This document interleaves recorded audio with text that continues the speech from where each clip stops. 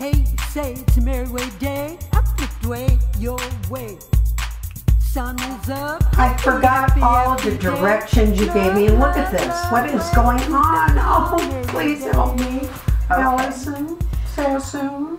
Okay, so you have an issue with breakage, or what you think is breakage. What is this?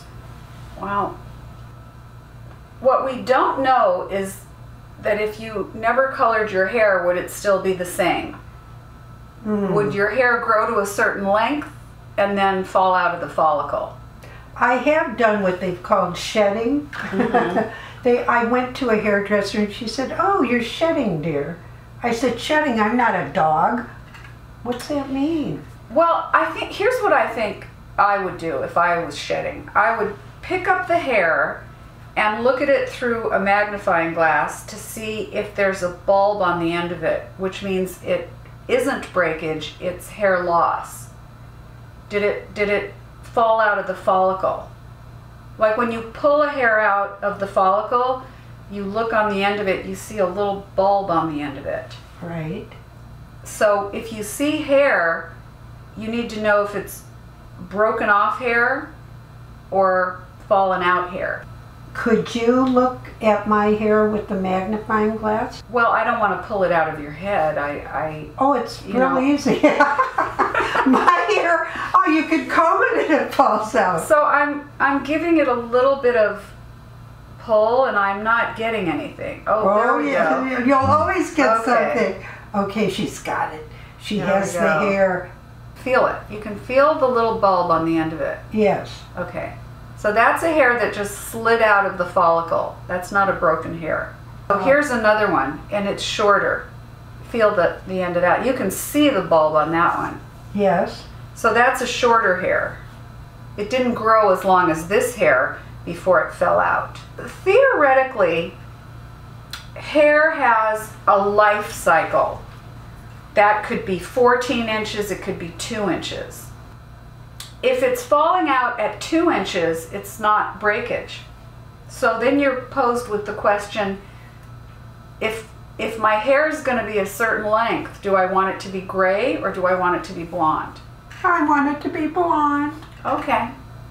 So I have a formula where you color your roots every month and you only leave it on for 3 minutes. By the time the hair is out here, because it's been colored, it oxidizes and it becomes blonder than it was when you first colored it. Because you're treating it chemically, you're making it porous and it's going to oxidize.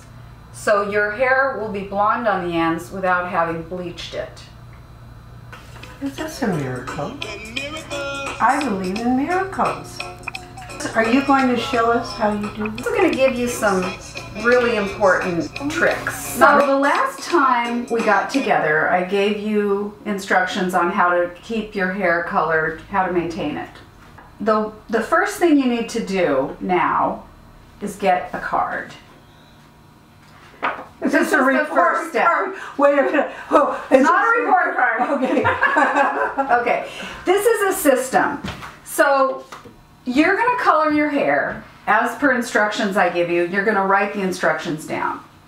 Because here's what happened. I gave you instructions to leave the color on for 3 minutes. But I left it on for 15 the first time, and then I said, no, that may not be long enough. I increased it to 30. Because you forgot. But I had a 3 in there, a 30 instead of a 3. Right.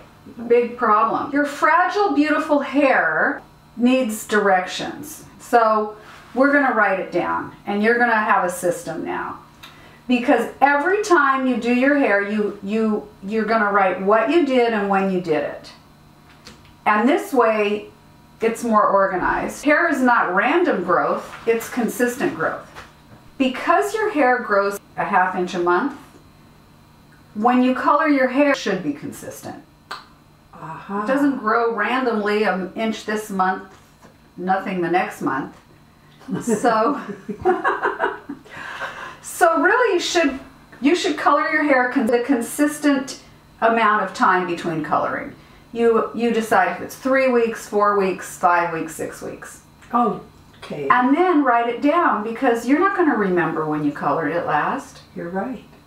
Then I keep writing down what I did. That should be the same thing. Should be the same thing. It should be. So did you experience more hair in the drain when you left it on 30? I had a fallout.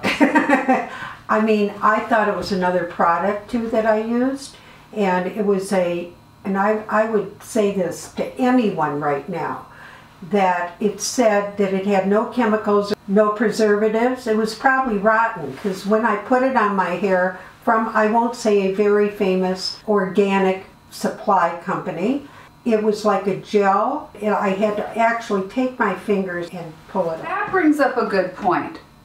If you have 2 or 3 inches of growth, that's another problem, because what's effective on 3 minutes down by your scalp is not so effective out here at covering the gray. You're really not covering the gray with the 3-minute color, you're camouflaging it.